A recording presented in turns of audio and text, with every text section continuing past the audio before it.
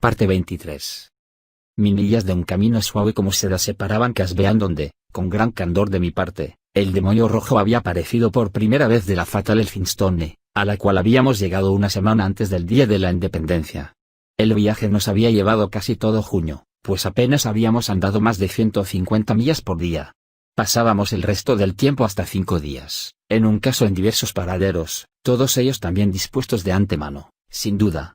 Ese, pues, era el trecho por el cual debía buscar el rastro del demonio. Esa fue la tarea a la cual me consagré después de varios días indescriptibles, durante los cuales fui y vine por los caminos infinitamente reiterados en la vecindad de Elphinstone. Imagíname, lector, con mi timidez, mi repudio de toda ostentación, mi sentido inherente del comilfo, imagíname disfrazando el frenesí de mi dolor con una trémula sonrisa propiciatoria mientras urdía algún pretexto para echar una ojeada al registro del hotel. Es casi seguro que pasé por aquí una vez, decía. Permítame usted ver los asientos de mediados de junio. No, creo que después de todo me equivoco. Qué hermoso nombre para una ciudad, Cautagain. Muchas gracias. Oh, hay un cliente mío aquí. He perdido su dirección. ¿Puedo? De cuando en cuando, sobre todo si el encargado del lugar pertenecía a cierto sombrío tipo masculino, la inspección personal de los libros me era negada. Tengo aquí un memorándum, entre el 5 de julio y el 18 de noviembre, cuando volví a Beardsley por unos pocos días, registré, si no permanecía en ellos, 342 hoteles, alojamientos y casas para turistas. Esa cifra incluye unos cuantos registros entre Chestnut y Beardsley, en uno de los cuales encontré una sombra del demonio, N. Petit Larousse, y debía espaciar mis investigaciones con toda cautela para no atraer una atención indebida. Y por lo menos en 50 lugares me limité a preguntar en la administración. Pero esas eran preguntas fútiles, y prefería echar una cierta base de verosimilitud y buena voluntad pagando un cuarto innecesario. Mi investigación demostró que de los 300 o más libros revisados, 20 por lo menos me suministraron una clave: el demonio errabundo se había detenido con más frecuencia que nosotros, o bien era muy capaz de eso, había inventado registros adicionales para abastecerme bien de datos falsos. Solo en un caso había residido en el mismo alojamiento de acoplados que nosotros, a pocos pasos de la almohada de Lolita. En algunos casos había tomado un cuarto en la misma manzana o en las cercanías. No pocas veces había esperado en algún punto intermedio entre dos lugares. Con qué nitidez recordaba a Lolita, justo antes de nuestra partida de Beardsley, echada en la alfombra de la sala, estudiando libros de viajes y mapas turísticos y marcándolos con su lápiz labial. Describía asimismo que el demonio había previsto mis investigaciones y había dejado seudónimos insultantes dirigidos a mí. En la administración del primer alojamiento que visité, el Ponderosa, su anotación, entre otras 12 evidentemente humanas, decía, Dr. Gratiano Forbeson, mirándola, N. Y sus connotaciones de la comedia italiana no dejaron de impresionarme, desde luego. La dueña se dignó informarme que el caballero había permanecido en su alojamiento 5 días con un fuerte resfrío, que había dejado su automóvil en algún taller de reparaciones y que había partido el 4 de julio. Sí, una muchacha llamada Anne-Laure había trabajado en otra época en el alojamiento, pero ahora estaba casada con un fiambrero y vivía en Cedar City. Una noche de luna me topé con Mary, de zapatos, como un autómata, pero logré humanizarla cayendo de rodillas y suplicándole que me ayudara. No sabía una sola palabra, me juró. ¿Quién era ese Gratiano Forbeson? Pareció vacilar. Exhibí un billete de $100. Lo alzó contra la luz de la luna. Es su hermano, susurró al fin. Le arranqué de las manos frías de Luna el billete y escupiéndole una palabrota francesa me volví y eché a correr. Eso me enseñó a no confiar sino en mí mismo. Ningún detective podría descubrir las claves que Trapp había adaptado a mi mente y mi estilo. No podía suponer, desde luego, que me dejara en algún lugar su dirección y su nombre verdaderos, pero esperaba que resbalara en el brillo de su propia sutileza, atreviéndose, por ejemplo, a introducir un toque de color más intenso y personal de lo que era estrictamente necesario, o revelando demasiado en una suma de partes cuantitativas que revelaban demasiado poco.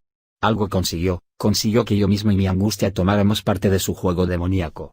Con infinita destreza vacilaba, tambaleaba y readquirí un equilibrio imposible, dejándome cada vez con la esperanza deportiva, si puedo emplear semejante palabra al hablar de traición, furor, desolación, horror y odio de que la próxima vez se descubriría. Nunca lo admiramos al acróbata de traje de lentejuelas que camina con gracia meticulosa sobre la cuerda floja, en la luz de talco. Pero cuanto más extraño es el arte del que camina sobre esa cuerda con ropas andrajosas, encarnando a un borracho grotesco. Yo habría de conocer ese arte. Las pistas dejadas no establecieron su identidad, pero reflejaron su personalidad, o al menos una personalidad homogénea y curiosa, su índole, su tipo de humorismo o a lo sumo, las muestras mejores, las características de su mente y sus afinidades con la mía.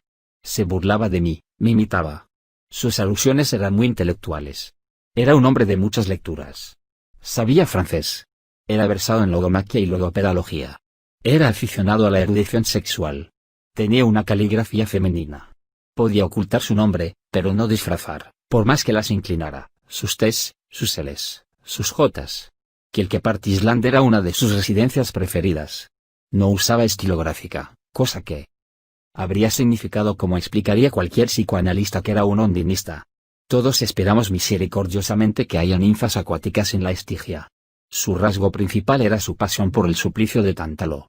Dios, qué tormento era el pobre tipo. Desafiaba mi erudición. Me enorgullezco lo bastante de saber algo como para mostrarme modesto por no saber nada. Y me atrevería a decir que interpreté torcidamente algunos elementos en esa persecución criptográmica.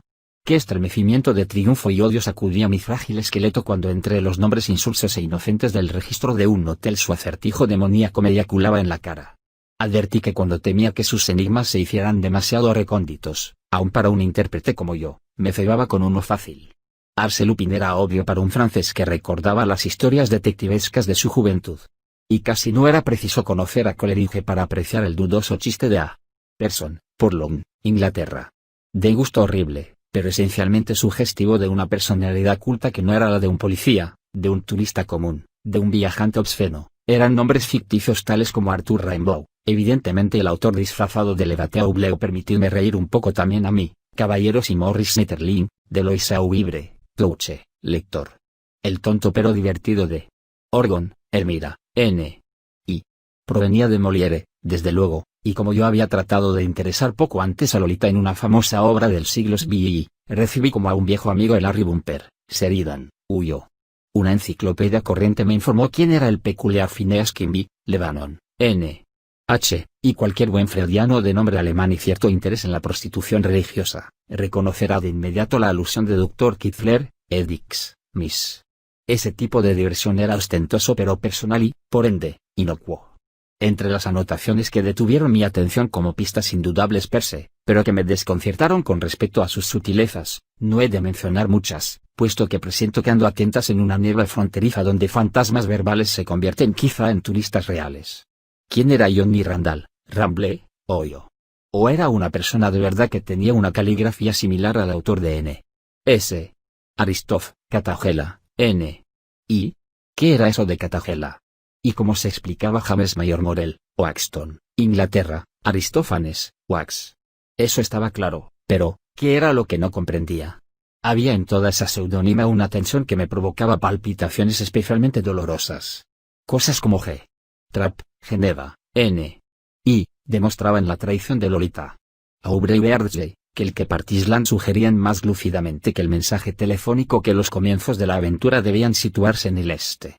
Lucas Picador, Merrimay, insinuaba que mi Carmen habían revelado mi patético sentimentalismo al impostor. Horriblemente cruel, por cierto, era Will Brown, Dolores, Colo. El lúgubre Harold Dace, Tombstone, Arizona, que en otras épocas habría suscitado mi sentido del humor, sugería una familiaridad con el pasado de la niña e insinuaba como en una pesadilla que mi presa era un amigo de la familia, quizá un antiguo amor de Charlotte, quizá un enderezador de entuertos, Donald Kicks, Sierra, Ne. Pero el dardo más punzante fue el anagrama anotado en el registro del castaño, Terunter, Cane, N. H. Los números de las chapas de automóviles garabateados por todos esos personajes y Orgon y Morrell y Trapp solo me confirmaron que los encargados de los alojamientos omiten verificar si los automóviles de sus huéspedes están correctamente registrados. Desde luego, las referencias indicadas de manera incompleta o incorrecta a los automóviles alquilados por el demonio para sus etapas entre Wafe y Elphinstone eran inútiles. El número del rojo inicial era un rompecabezas de números traspuestos, omitidos o alterados, pero formando combinaciones con referencias mutuas, tales como WS 1564 y SH 1616 y Q 32888 y Q 883222, tan hábilmente urdidas que casi nunca revelaban un común denominador. Se me ocurrió que después de entregar aquel convertible a cómplices suyos, en Wace, algún sucesor pudo ser menos cuidadoso e inscribir en la administración de algún hotel el arquetipo de esas cifras correlacionadas. Pero si localizara al demonio a lo largo de un camino que, según me constaba, había atravesado, era cosa tan vaga y estéril, como rastrear a conductores desconocidos que habían viajado por caminos desconocidos. 2.